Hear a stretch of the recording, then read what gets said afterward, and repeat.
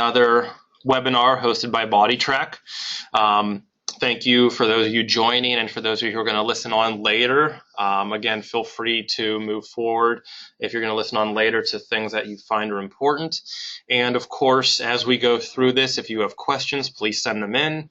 If there are specific questions you want to ask me, you can see my Twitter and Instagram handle at theathletesrd, and my Gmail at theathletesrd@gmail.com. So please feel free to send me any questions as we go through, or if you have questions later.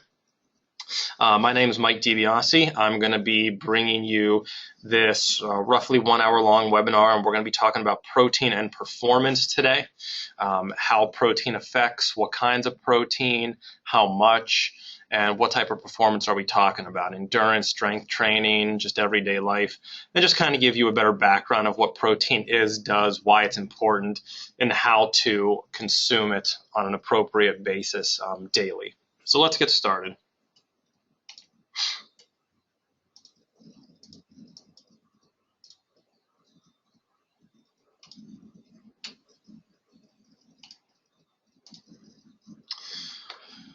So first, we need to talk about good nutrition, because protein's a part of this nutrition.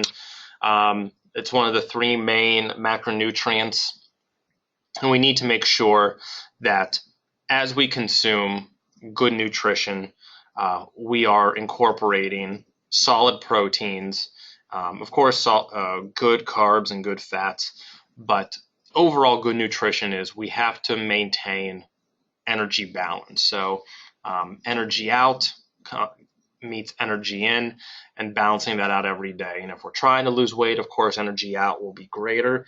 And if we're trying to gain weight, energy in will be greater. But the whole idea from, of course, maintenance and just overall good nutrition is energy balance. Nutrient density, and we'll talk a little bit about nutrient density versus calorie density. I've talked about it before, and we'll just hit on a few quick points about it again. Health, body composition, and performance. Not every great performer, whether that's an athlete or a recreational athlete or anything, has to have the greatest body composition. And not every great body composition means you're going to be a great athlete. But if we are looking for specific goals towards changing the way we look and the way we feel about ourselves, protein plays a major factor in that. And that's something that we need to consider every day when we're consuming our foods and our meals. Outcome-based. Are we eating for a specific reason? If we want to, again, look at performance 3 months, 6 months, 1 year down the road, what do we want to be? What do we want to do? And does the nutrition that you are consuming, do the meals that you are consuming every day, every week, every month, lead to that outcome? Or are we just eating because we feel that we have to? We need to look at what it is that we want and how are we going to eat to get what we want. And is it sustainable? Is a good nutrition sustainable? Is it sustainable financially? Is it sustainable for the long term? Can you actually eat these foods? Is it sustainable environmentally? Are we cooking foods or getting foods that are not environmentally friendly and that are going to harm our surrounding areas and environments? So we have to look at across a large portion of what sustainability means. Good nutrition incorporates, of course, more than these three things, but if we look at in the simplest form, it's health, body composition, and performance. And the sweet spot is what we're looking for. We want as optimal health with the most optimal body composition, with the most optimal performance, all incorporated into all three. And protein will play a major factor in that. Looking at this quick chart, and this is a very simple chart from Kreider in '98, you can look as performance increases, which is on the y-axis, and then training and volume and intensity increases on the x-axis. Poor nutrition is at the bottom left-hand corner with the lowest of training, volume, and intensity, and the lowest level of performance. And as we move on with greater performance comes greater volume and intensity, and that's where we have to reach our optimal nutrition. So we see the best performance with the best level of volume and intensity. But sometimes if we overtrain with over intense exercises or over volume, over frequency, the amount of days, the amount of sets, the amount of time, how intense, how hard those exercises are. And if we don't eat appropriately, then we'll see, of course, the inadequate nutrition. And so there's a sweet spot for optimal nutrition for the optimal training and optimal performance, and we need to find that sweet spot for nutrition. The total daily energy expenditure, protein again probably plays one of the highest parts. If we look at the bottom left-hand corner, TEF, the thermic effect of food, which basically in the simplest of terms means how does food, actually consuming the food, affect thermogenesis itself, essentially the heating up, the metabolism of your body, and the energy that it takes to actually break that food down. And the higher the TEF, the more energy it takes. So protein is higher than carbohydrates, which is higher than fat. So that means you will see a greater thermic effect from increased protein, which means it requires a higher metabolism to break those proteins down, which can raise resting metabolic rate a little bit higher than carbohydrates, and of course a little bit higher than fat. So again, greater protein intake can lead to a greater thermic effect of food, can also lead to a greater total daily energy expenditure. So if we want to see greater weight loss and greater body composition changes, we want to see that energy expenditure go up. As you can see, the thermic effect of food takes about 7 to 10%, or in that range, of total daily energy expenditure. So protein is going to be of the greatest of the three macronutrients, greater than carbohydrates, greater than fat. So it's going to lean higher towards the 10% than compared to fat, which is going to be on the lower end. So again, protein, good. Resting metabolic rate itself is roughly 3/4 of your total daily energy expenditure, and this comes from just random your body surface area, the weight and height, lean body mass, so how much muscle, water, bone compared to fat mass. So greater lean body mass, lower fat mass comes from usually a higher protein diet, and of course exercise and genetics, but athletes who tend to eat a higher protein diet compared with normal non-athletic sedentary individuals see a greater lean body mass, a lower fat mass, which means their resting metabolic rate will usually be higher, which means their TEF is also going to be a little bit higher, which also means their total daily energy expenditure may also be higher. So those people tend to see greater fat loss and better body composition changes. So it all plays together. So overall, the point, just in general nutrition, intake, composition ratios, and the timing matter. We're not going to talk too much about timing, but when you're looking at what it is that you really want to accomplish, whether it's performance, whether it's aesthetics, if it's a combination, the macronutrients, and of course micronutrients, but we're going to be talking about protein today, do play a factor. And sometimes you have to increase and change the amount and the ways you intake that protein to see some of those changes. And with a change in protein also may mean a change in calories, carbohydrates, fat, and other things. So we have to take that into account as well. The results, like I just said, depend on a combination of both exercise and nutrition. Exercise choices, of course, intensity, how hard are we going to go, duration, how long are we going to go, frequency, how many times a week are we going to do this. And so, exercise alone is not going to be as effective compared to nutrition and exercise. So these are the things that we need to incorporate. What are the choices? Well, first you have to look at what are your goals. If you know you want to increase protein, that's great. You can increase protein, perfect. But what is your goal? Is your goal just to look and feel better? Well, then how much protein do you need? Is your body composition, do you want to change, lower your fat mass, increase muscle mass? How much and how often do you have to consume protein, and what kinds of protein? Exercise intensity, duration, and frequency. The harder, longer, more often you go, of course, probably the more protein you're going to need to consume. How often, how long, how much really depends on the protein, really depends on the intensity, duration, and frequency. So these things we have to factor in. the budget and financial situation. Protein is probably the most expensive out of the three macronutrients, considering mostly it's from meats and dairies, and of course plant sources. But looking across at the budget and financial receipts and what we spend, the majority of the higher amounts of food, the higher price foods tend to be the proteins. So what can we really afford on a regular basis? And what are your personal food attitudes and convictions? Do you have certain foods that you stay away from?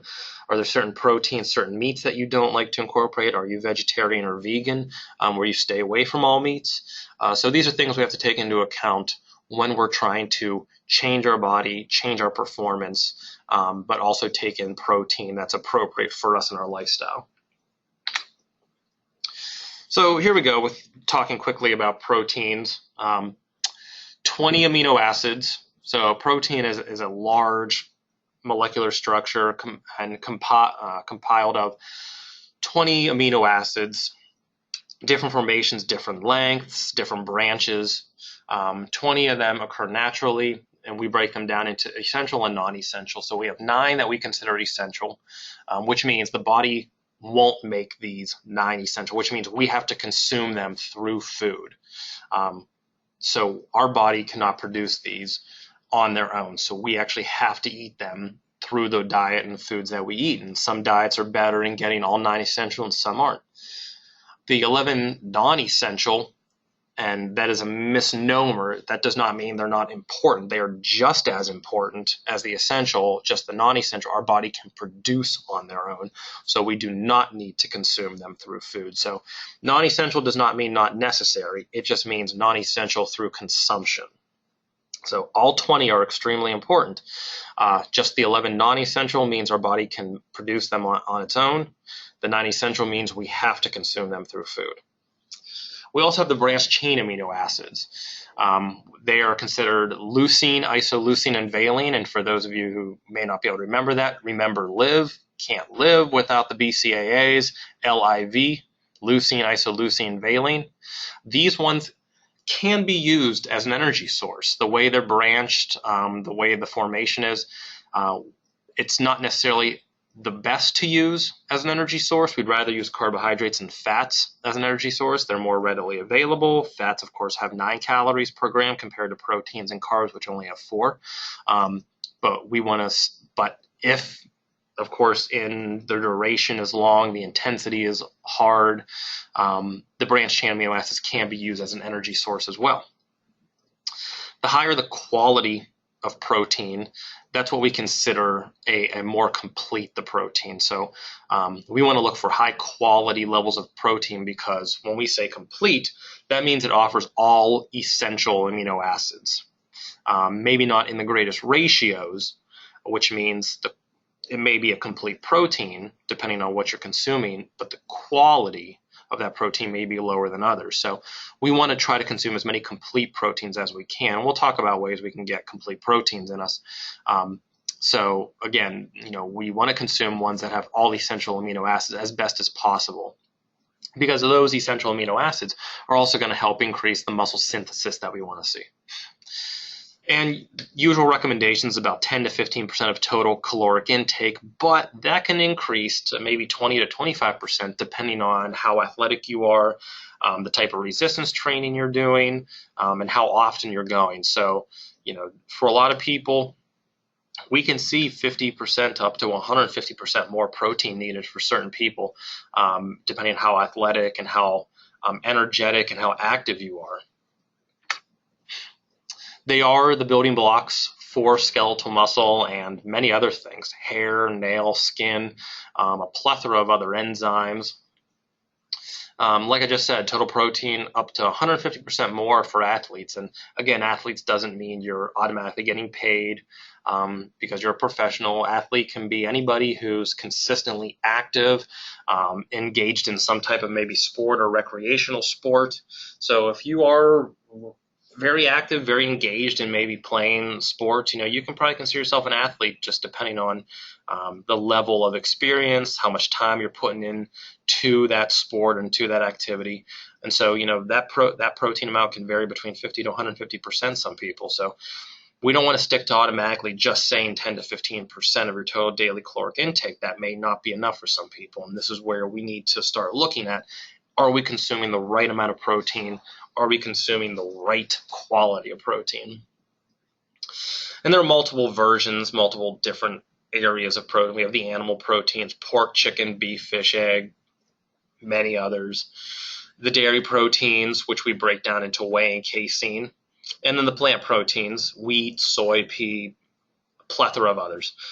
So we can get protein from a lot of different sources. Some are better than others, some are more abundant than others, some are more expensive than others, and we need to find a balance that's appropriate for us. The quality, it's determined by the essential amino acid content. And if we break it down, you'll see at the top right-hand corner the essential amino acids. So it's the branched chain amino acids, the 3 BCAAs, lysine,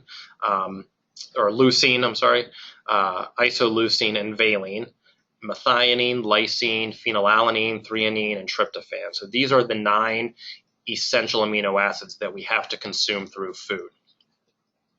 The incomplete, if we look at the EEAA, the essential amino acid content, so the more of those 9 essential amino acids, the more complete that protein is.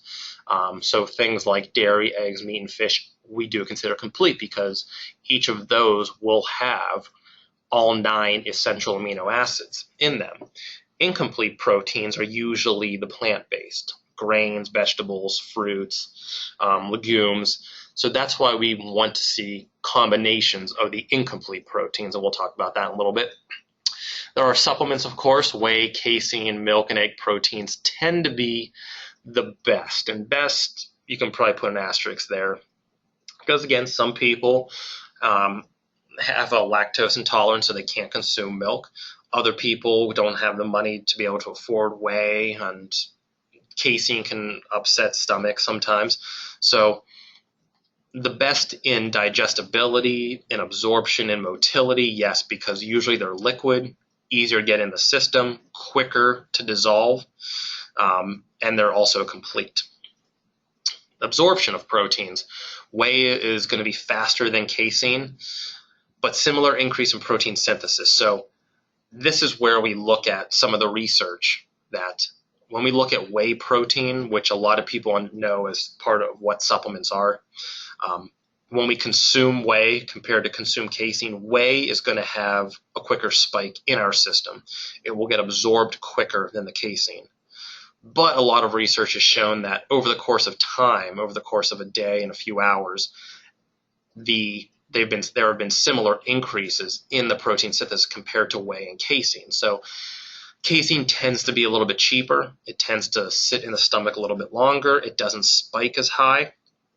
But over the course of time, it may be just as good as whey. It really depends on how you feel. And again, some research shows that whey is ultimately better than casein. Some research shows that casein and whey tend to be similar over the long runs. It really just comes down to what you prefer at some points. But theoretically, whey is faster. If you can get it in the system quicker, it can be utilized and help rebuild muscles quicker. So there may be ultimately a slight advantage to consuming whey over casein. And then complete proteins before and after exercise is the key. Getting complete proteins in, the essential amino acids with the 3 branched chain amino acids before and after exercise, because remember, those branched chain amino acids can be used for energy if we don't have enough carbs and fats to be allocated, and then after to replenish and restore and rebuild the muscle breakdown. The amino acids are least used for energy, approximately 2 to 4%, sometimes a little bit higher, sometimes a little bit less, if we consume adequate carbs and fats. And that's the goal. Consume enough carbs and fats so we can utilize them appropriately for the intensity, duration, volume of exercise that we're trying to do, and use the protein as a rebuilding structure. They do provide a source of carbon, especially the branched chain amino acids, for reactions that can be used. The certain amino acids can be used to be converted to glucose, and after that they get metabolized to provide our essential energy source, ATP, adenosine triphosphate, which is our energy molecule that we use for pretty much everything that we do, blinking to running to jumping. So again, some of those amino acids can be utilized as an energy source. It does help control fluid volume, osmolarity. They are amphoteric, which means they help regulate the pH, the acidity, basic level in our blood and our muscles. Transport substances to the receptor site. So again, the enzymes, the lock and key methods, a lot of those are protein-based. They are the building blocks: muscles, hormones, enzymes, structures, cells, membranes, and they can also have the greatest satiety regulation. So how full are we after we eat? As we eat proteins, they take a relatively long time to break down, and they sit in our stomach a little bit longer, especially whole, complete protein, whole food style, complete proteins.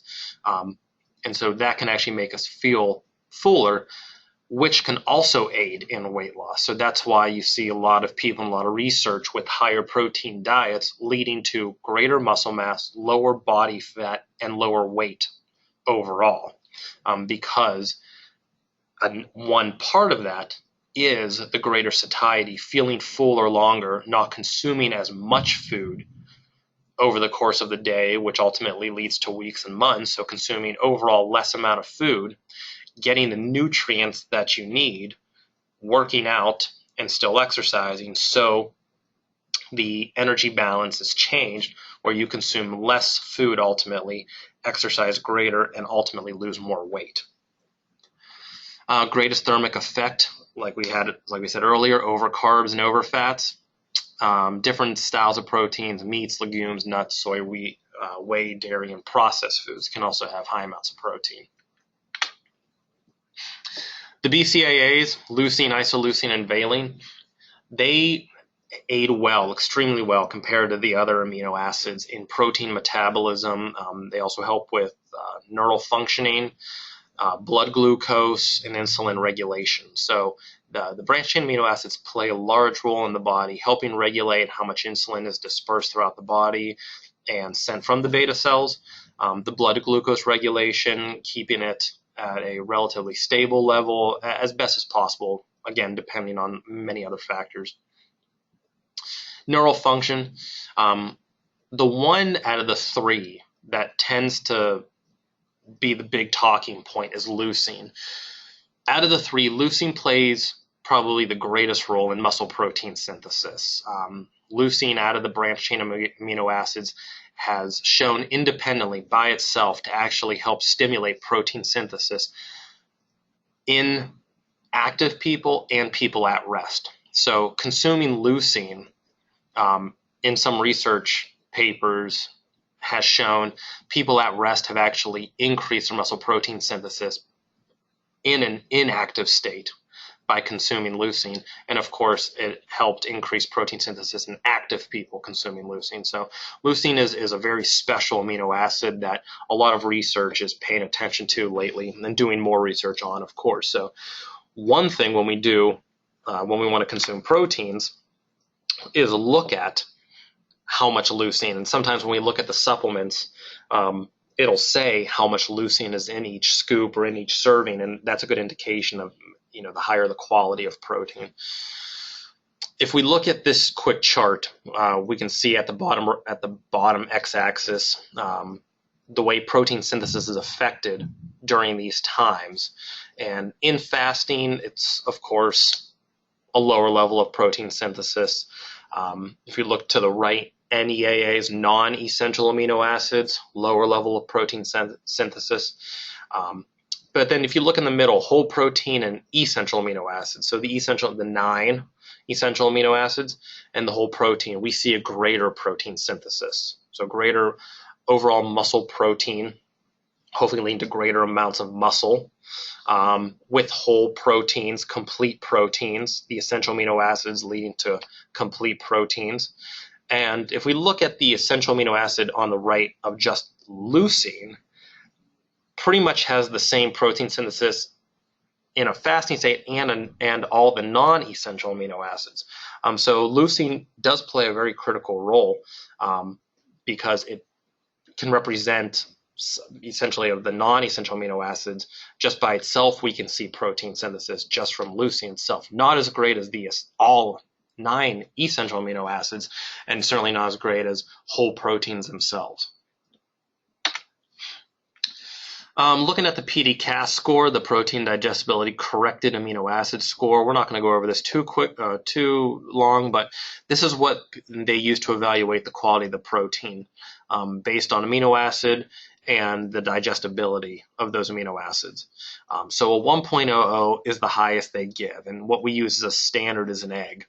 And so pretty much everything is based off of the egg, because that is considered a complete protein. It has all 9 essential amino acids, all good quality protein, and in good ratios. So if you look across, soy protein, whey, casein are all at 1.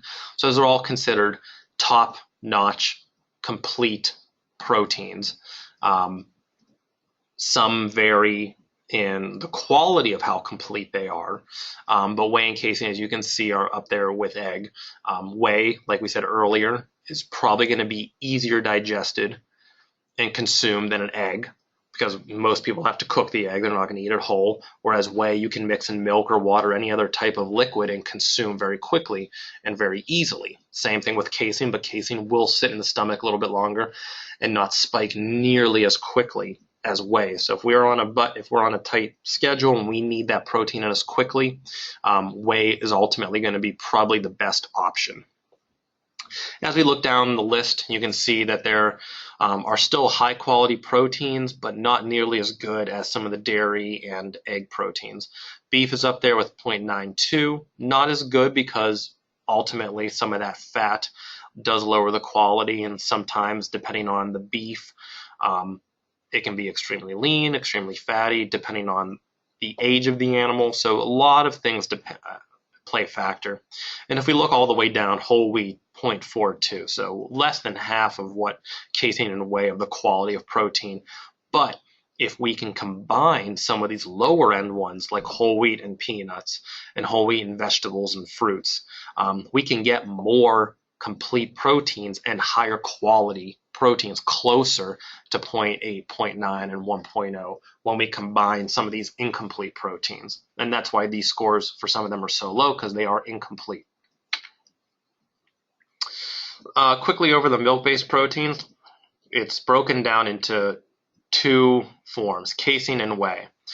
So casein has about 9.3% of the actual casein amount is leucine. Whereas if you look over a whey, has approximately 11% leucine. So if we were just to compare leucine content, which we said earlier, independently can increase muscle protein synthesis, whey has a little bit more of the leucine. So we could say that whey is a better indicator. Consuming whey may lead to greater muscle protein synthesis because of the higher amount of leucine. Casein is water insoluble, where whey is water soluble. Casein coagulates in the gut, so it can curdle and form, whereas whey is easily mixed and easily absorbed. Casein, slower digestion than whey, which is why it doesn't have such a high spike and lasts a little bit longer in the system. Whey, quick digestion, quick absorption. Casein, slower gastric motility. So again, slower through the gastric area, slower bypass. Doesn't spike as high, but if you're looking at a chart, you'll see that casein won't spike as high, but it'll taper off a lot slower. So casein is kind of slowly pushed through the muscles over a longer period of time. Whereas whey, quicker gastric motility, it'll spike high, it'll get into the blood and get into the muscles quickly, and then it'll drop much quicker than casein. So that's why some people consume whey throughout the day, pre and post their exercise, and would consume a casein-style protein at night when they're asleep, when they want the protein to slowly push through the system. And some research has shown that that is a a good way to get the protein levels in your system and ultimately see better results in body composition. Egg proteins, there is some misnomers about eggs, about being extremely high in calorie or being extremely high in fat. And again, different eggs, different companies, different levels, different sizes. So we look at just a general large whole egg. It's approximately 75 calories, 75, 80, depending on how large it is. Approximately 6 grams of protein in that whole egg, and really just about 1.5 grams of saturated fat. The whole egg is rich in choline, and we have seen that choline plays a large role in cognitive function, especially at an early age. And the yolk is important. A lot of people try to stay away from the yolk, but the yolk is important because the fat-soluble vitamins that require fat to be absorbed in the stomach, the yolk contains the fat of the egg. So if we consume vitamins, or if we are eating foods that are high in vitamins like vegetables and fruits, that egg yolk will also help facilitate the absorption of those fat-soluble vitamins. Egg whites from the large, so we have the whole egg, the egg white, and the yolk compared to just the egg white of the large, approximately 16 calories, assuming you get all of the egg white.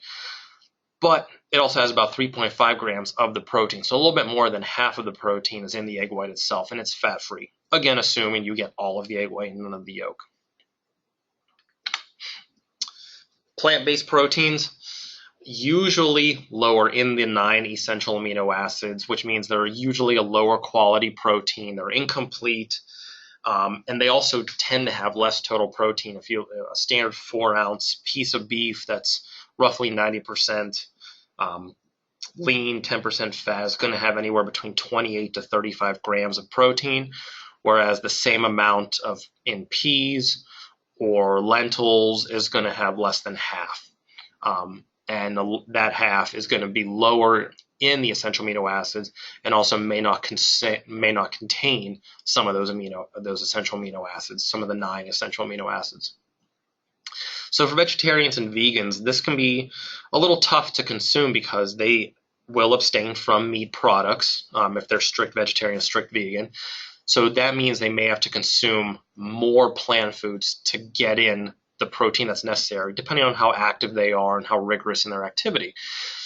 Consuming more food can be good, but can also be bad. One, it can be expensive if you're consuming more plant-based, depending on if you're eating more organic, different labels of food. It can be time-consuming, and also the excess in calories. You may be consuming the right amount of protein, but all those excess calories from those excess carbs and fats can also lead to weight gain. So there has to be there's a learning curve and some playing around with food, because there is a bit of a restriction. They're not going to eat meats. They're not going to eat specific foods.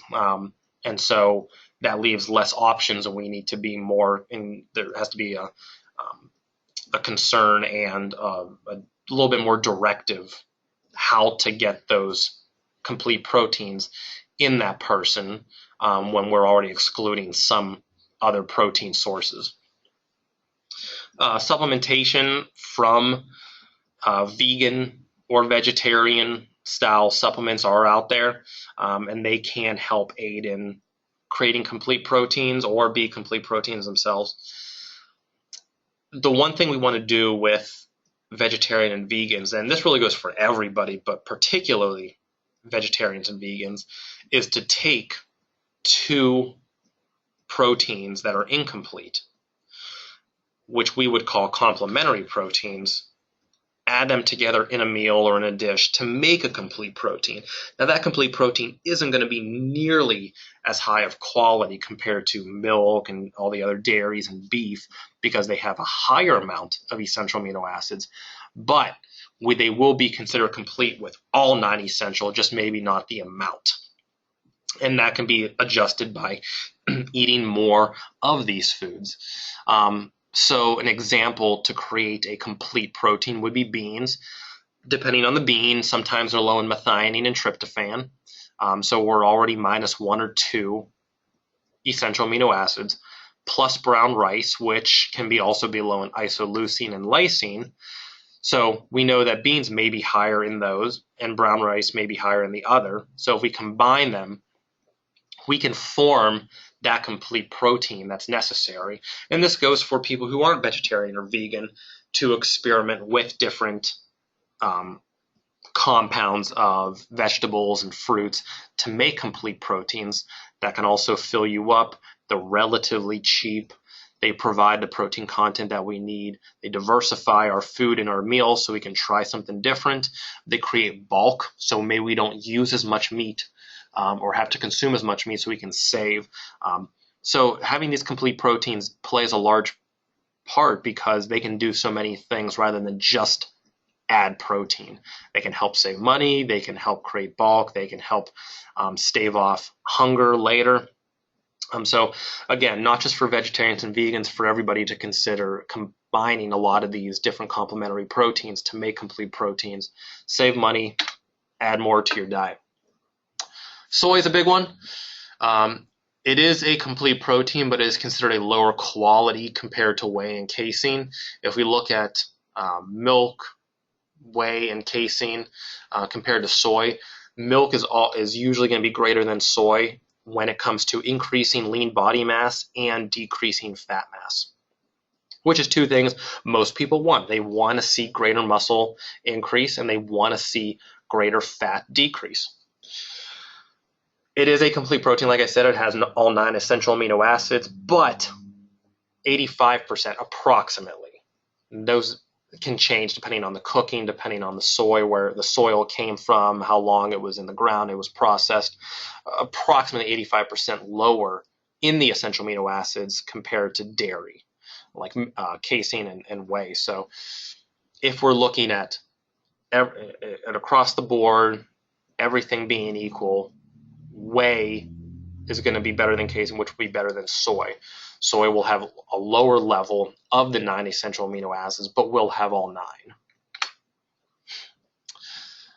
So these protein sources, the greatest leucine content, dairy usually having the highest, anywhere between 9 to 11%, eggs slightly a little bit less, about 8.5%, and then meat about 8%. And of course the plant-based proteins are going to be lower. Some incomplete, soy complete, but again, a lot less lower in the essential amino acids and leucine.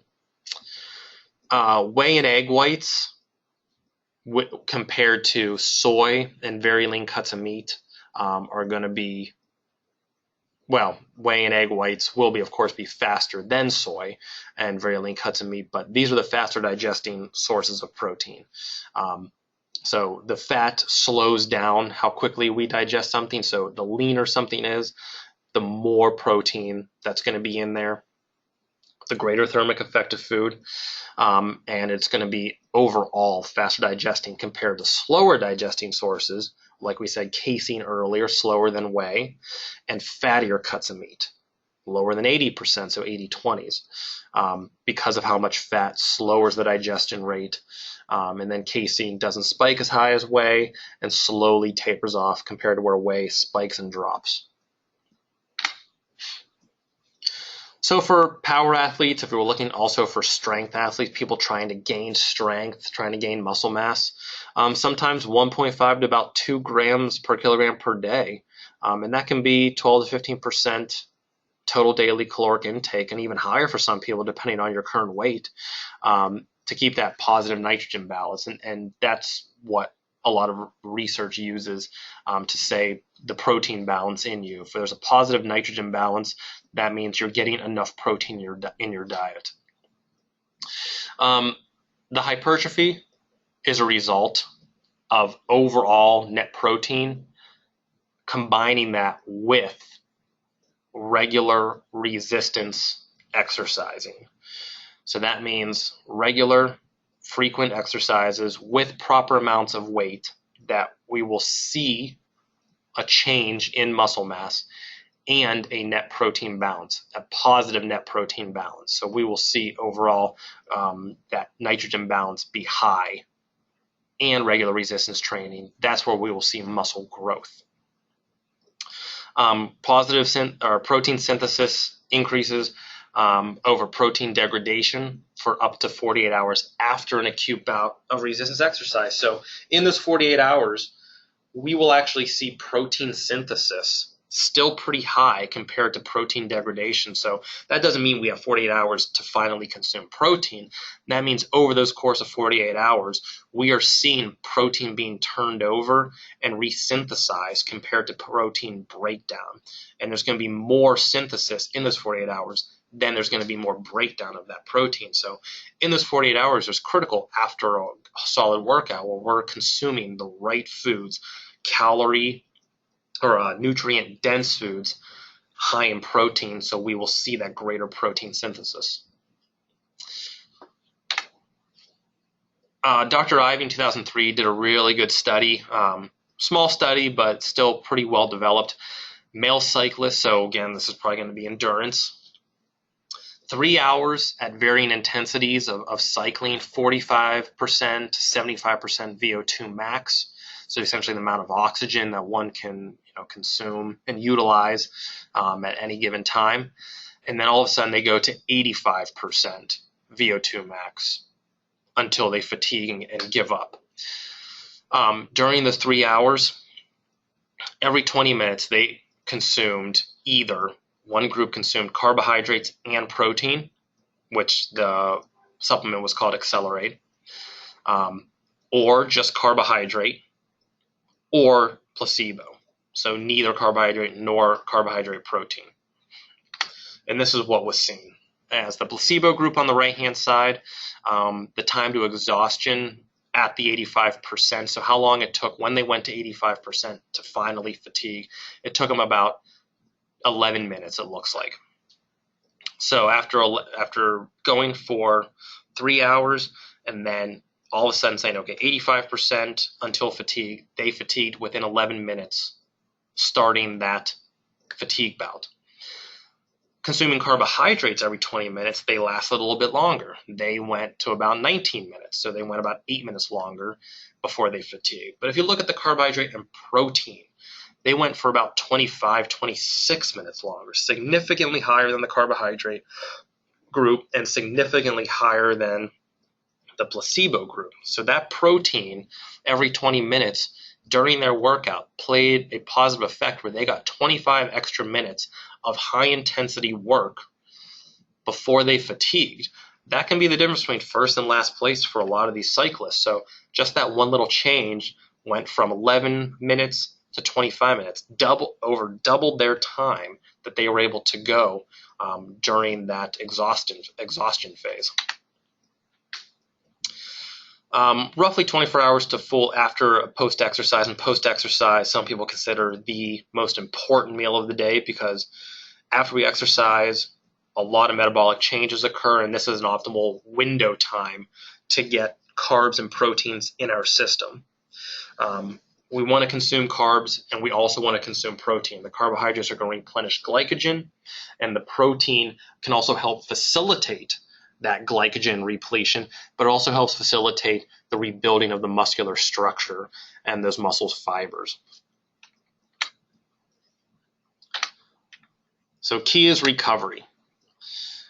Elite or rec athlete, the one thing you got to do nutritionally right is that post-workout nutrition. So there's one thing you guys can take away from this conversation is, can you have a better post-workout nutrition meal, snack, shake, whatever it is? That will lead, of course, to positive changes, but if there's one thing you can change right now, it's going to be a post-workout nutrition shake. Enough carbs and enough protein to help facilitate that breakdown, or help facilitate that rebuilding because of the breakdown. Things that we need to consider for the strength and endurance athletes: depleted glycogen stores, increased protein breakdown. So if we're seeing that negative protein balance, we know we're utilizing proteins as a fuel source, which means we're essentially using our muscles as a fuel source. We want to build those muscles. We don't want to necessarily use them to be broken down so we can continue to work out. That's what we want carbohydrates and fats for. If we don't bring the body back into recovery, so having a positive protein balance, decreasing protein breakdown, and increasing glycogen stores, we're going to see muscle soreness for a longer time because those muscles are consistently breaking down to refuel ourselves. So essentially our body is eating itself to refuel itself. We will also be fatigued from it because we're not getting the energy that we need from food. Overtraining because we won't have the ability of those muscles to retain a higher load the next time to go a little bit longer. So if we try to push ourselves too hard, too long, too often, and we're not refueling our muscles, we will see overtraining eventually, which means we may have to stop training just so we can recover from the soreness or even the injuries. And this is where a lot of people see minimal gains. If they're not eating appropriately, they're not eating the right amount of protein, consuming the right amount of carbs. And this is kind of where people get stagnant, thinking that sometimes they need to change their workouts. But really what they may need to do is change their nutrition, their post-workout and daily, or their post-workout nutrition and their daily nutrition. And which ultimately leads to poor athletic performance. And for those who aren't athletes, poor workout performance, poor daily performance, just poor work atmosphere performance. If we look at this quick chart from Chandler, this is a little bit older, 94, but it still is a seminal piece. If the lighter ones are consuming nutrients immediately, so proteins, and getting those positive nutrients in immediately after a workout, post-exercise. And the darker column is if we wait 3 hours. So if we look at glucose uptake, we consume glucose immediately after compared to delay, we will see a greater uptake, a much greater, 100 compared to 600-fold greater uptake. Glycogen storage, we will see 2 times, 2-fold better glycogen storage. Again, that glycogen is utilized in performance, in movement. When we run out of the immediate ATP, phosphocreatine, we move to glycogen stores. So if we can get greater glycogen storage quickly in our system, we can theoretically train again sooner. The more we can train, the more we can recover, the more results we can see. So greater glycogen storage, greater ability to recover and train again quickly. Immediately after a workout, we'll see a greater amino acid uptake. So essential and non-essential amino acid uptake into those muscles compared to waiting 3 hours. We still see an increase even after 3 hours, but immediately after, we hands down see significantly better results if we get that post-workout nutrition as soon as possible compared to 3 hours later. Protein synthesis, still see a good increase in nutrient intake, but immediately compared to delayed 3 hours, greater protein synthesis with quickly. And again, that immediate does not mean within the first minute after a workout. We're talking 15, 30, 45 minutes after that workout. And then overall net protein balance.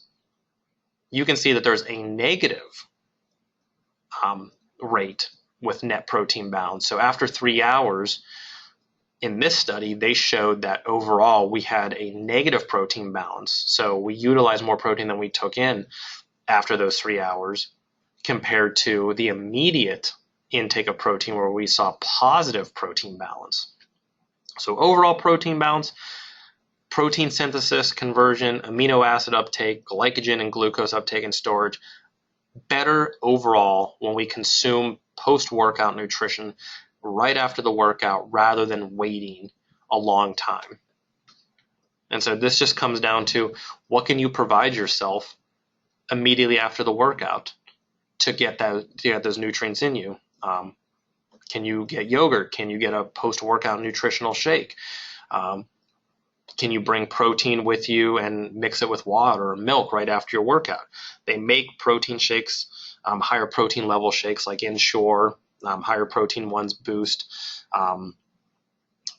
Carnation instant breakfast, higher protein ones that are already made that have higher levels of protein in them that are easily just shakeable and drinkable. So what is good for you, and what can you consume after those workouts so we can get these nutrients in you quickly? So overall, in summary, the higher protein diets that compared to the 10 to 15%, 20 to 25% of total kcals can aid in increased lean body mass, increased muscle, and decreased fat mass. And overall, that may lead to a tighter, toner, more body composition appealing body, and potentially weight loss at the same time. We want to use proteins primarily for the building and recovery phase, not necessarily using them for the energy portion. We want to try to use carbohydrates and fats as best as possible for that. So this is where we need to consume adequate carbohydrates and proteins so we can spare, or carbohydrates and fats, so we can spare proteins and utilize them for building and recovery. Consume throughout the day in all meals as best as possible. And really, when we look at proteins, if we're looking at a general day, anywhere between 10 to 25 grams of protein per meal, even up to, on average, maybe 20 to 25 grams of protein per meal per day may be necessary for overall positive protein synthesis. But we need to consider that if we're going to consume more protein and everything else stays equal, does that mean we're ultimately consuming more calories? If that's the case, and if we're not trying to ultimately gain weight, we may need to decrease the amount of fat that we take in to balance it out. Again, nutrient balance, calorie balance. Or we may need to decrease the amount of carbs that we take in throughout the day so we can maintain those calories that we were consuming before while increasing the protein overall. Leucine regulates muscle protein synthesis the best. So the higher the leucine content of the protein diet, greater the muscular response, muscular synthesis response will be. So again, higher leucine levels tend to be in whey and casein and the dairy products. If you are lactose intolerant or don't like to consume dairy, can certainly go to eggs if you like to consume eggs. And if not, soy. Again, soy is going to be lower quality, but still has it still is considered a complete protein. Milk over eggs, eggs over soy, soy over beef, when we're looking at quality and content. All are good sources, and this is where we want to diversify our nutrient and protein portfolio. We want to try to consume as many dairy products as we can, and egg products, and soy and beef, so we get all those complete essential amino acids. And of course, depending on if you like these foods, if they fit into your lifestyle. 15 to 30 minutes post-workout aids in the greatest net muscle protein synthesis and net protein balance. Doesn't necessarily mean that you have to, and it's not a do it or lose it situation. It just means that with a lot of the research, we've seen the greatest muscle protein synthesis in that time frame compared to 2 or 3 hours later. Still see muscle protein synthesis, but over the course of a long time of training, we may see greater results from people who consume a post-workout snack or shake or meal within that half hour, better than people who wait a little bit longer. And of course, the complementary proteins from veggies, when we combine 2 or 3 or more, we can make those complete proteins that we need that have 9 all essential amino acids. Again, we don't make the 9 essential by ourselves. We have to consume through food. So if we're consuming more vegetables, combinations of these vegetables and legumes and grains, we will see more complete proteins, create bulk, save money, save the meat proteins, diversify our food and our taste palates, ultimately hopefully see greater gains in protein consumption, lean body mass, and decreased fat mass. That is it for this talk. I hope you enjoyed learning a little bit more about proteins and how they affect your body and how you can consume them throughout the day. If you have any questions, please feel free to email me. It's here again, as you can see at the bottom. Or you can send your questions to BodyTrack. We'll be glad to Also, talk about any topics that you want to consider or have questions about. Please feel free to send them our way if you have anything that you want to hear, or if there's any questions, comments, concerns that you have about any previous talks or slides that you've seen. We'll be glad to answer them. Thank you for tuning in once again to our monthly webinar. We'll be bringing you another one next month, probably the week before Thanksgiving. And we'll have some more coming for you also in December and throughout next year, 2016. So stay tuned, send in your requests, and have a great night.